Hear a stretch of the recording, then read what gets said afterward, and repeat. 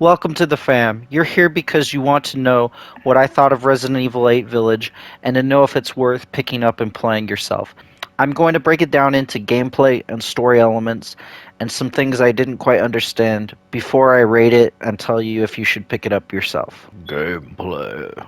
There were some genuine frightening moments, but not as frightening as those in Resident Evil 7, such as the baby chasing scene, the early combat with the Lycans, and the vampire daughters in the bloody basement. And when Lady Dimitrescu chases you around in the castle. Those were all scary. It might have not as been as scary for me as Resident Evil 7 because that game was my very first Resident Evil, and I actually got to finish it. There is also a shop mechanic added in Resident Evil 8.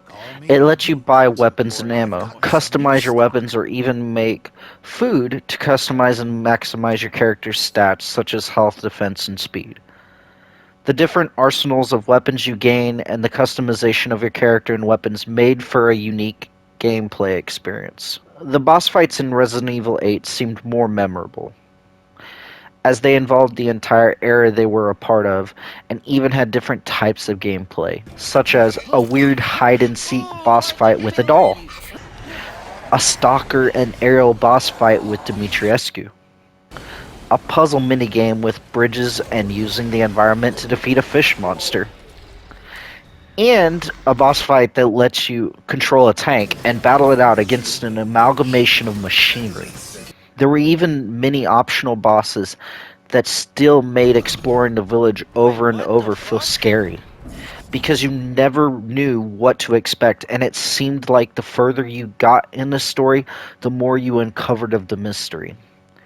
There were even hidden parts you didn't need to access, but could get more lore if you did, and I liked that the game rewarded you for exploration. The combat is fun and exciting. There are so many different weapons and ways to play, from using a knife, mines, and even the old reliable shotgun.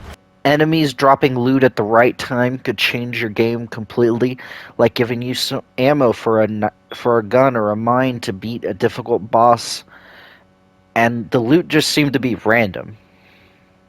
The inclusion of using the environment helped add another layer of gameplay, such as being able to hold off a horde a little longer with a bookcase, or being able to create a distraction with flour, or blowing up your enemies with explosive barrels. I love how at the end we got to play as Ethan and his squad as they stormed the village with all kinds of weapons, and it still felt tough yet fun to finally fight back against the endless hordes, instead of feeling too overpowered. My one gripe with the gameplay would be that I didn't like that there were ways to basically break the game. Like how enemies could only be in certain areas and couldn't go through doors, and you could tell. You could basically exploit it. And that's just a minor complaint, though. And now I'm going to get into the story elements. Here's a spoiler warning before this happens. I'll have a thing in the timestamp that you can go to if you just want to see my conclusion without getting spoiled on the story. But here we go. Story elements. I love the story about Ethan as he tries to save his daughter. The mystery seemed much bigger and interesting, and the stakes seemed relatable and real. The inclusion of other people in the game and watching them get killed made you feel alone in this mess of a village, adding to the horror. The pain suffered when Ethan kept getting his hand messed up, the loss of his wife Mia, and his daughter being taken away was too real, and it yanked my heart to fight. I like how there were similarities and differences between our main hero and our antagonist. I loved how there was a family dynamic between our hero and main villain Miranda. Miranda and Ethan struggled for the same thing, to get their daughter back. But Miranda had a family. She just saw them as subjects and would use them to achieve her own goal. And Ethan struggled through them to save his daughter.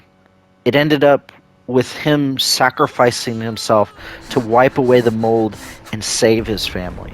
Miranda was immortal and alive, but yet Ethan, we find out, was dead and yet seemed more alive than her. And that's what really shocked me the most, was when I found out that Ethan had been dead the whole time. He'd been dead since his clash with Daddy Baker in Resident Evil 7, Yeah. thus explaining why he seemed to survive the most craziest and most painful things. It felt like the writers really wanted to make the gameplay and story tie together perfectly. The ending brought me to tears as I had placed myself in Ethan's shoes, and I even screamed for him to keep pushing to make it. Oh, come on, it's not that much It further. was sad to see him pass away, and I felt the impact more when I saw the reaction from Mia. I was devastated. Jumping back to the beginning of the game, I liked how the beginning of the Book of Shadows, that's told at the very beginning, told a story to warn children. Yet, going back to the end, at the end of the story, its full story is revealed about how a father sacrifices his life to save his daughter, mirroring what happened in the game. It was interesting because it turned into Rose's favorite book, maybe as a way to remember her father who she never got to know. And that epilogue, though, that warmed my heart. Seeing Rose remember her father's love, even though Hey, Dad. he had long since passed away, Happy birthday. and she went to visit him, made me feel his sacrifice made a difference, and that he was not forgotten. Stuff I never understood. I never did understand why Rose came back instead of Miranda's daughter. They never explained that. I'm assuming it was plot, magic, I don't know. And I never understood why Ethan met with Heisenberg instead of taking his daughter to the Duke to fix his daughter. That didn't really make sense to me, but I guess it's he couldn't take her up the elevator because he was already down there. I don't know. But I did love how there was a shop mechanic, but I wish they had explained the Duke more. He seemed like a mystery, but integral to the overall plot that they seem to be explaining and expanding upon, as it kind of gets hinted upon whenever they're on the plane and stuff like that, and they find out that they have bioweapon soldiers running around. This is a bioweapon. I just don't know how he fits in Resident Evil 8's story, and I don't know how he fits into the overall plot. Because it seems like they were really careful about tying even the gameplay in with the story.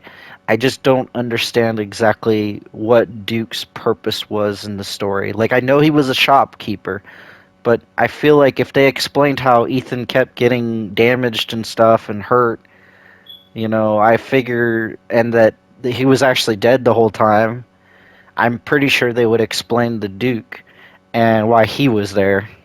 I just don't know. The conclusion. But overall, I would highly recommend this game. It was a fun experience and a gem of a title. I was moved by the story and I felt genuine fear and terror as we fought to save Ethan's baby girl. It She almost became my baby girl in a way.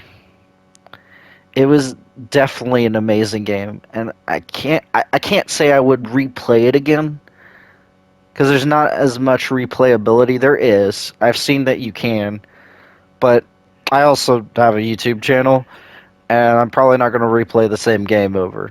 But I definitely see how you could play it differently and how they added that replayability as well. But it doesn't seem like, if you're just looking for the story, it's not going to be as interesting in that regard. But I can say without a doubt that I love this game and the experience I went through. If I had to get a rating out of 0 through 10, 10 being the best, 0 being the worst game ever, it's got to be an 8. It is a hell of a game. It's not one of the best games in the world, but it is a hell of a game. And if you guys want to see all of the gameplay, go ahead and check out my videos linked down below. I honestly admit you're in for a treat. Alright, guys, take care. See you in the next episode.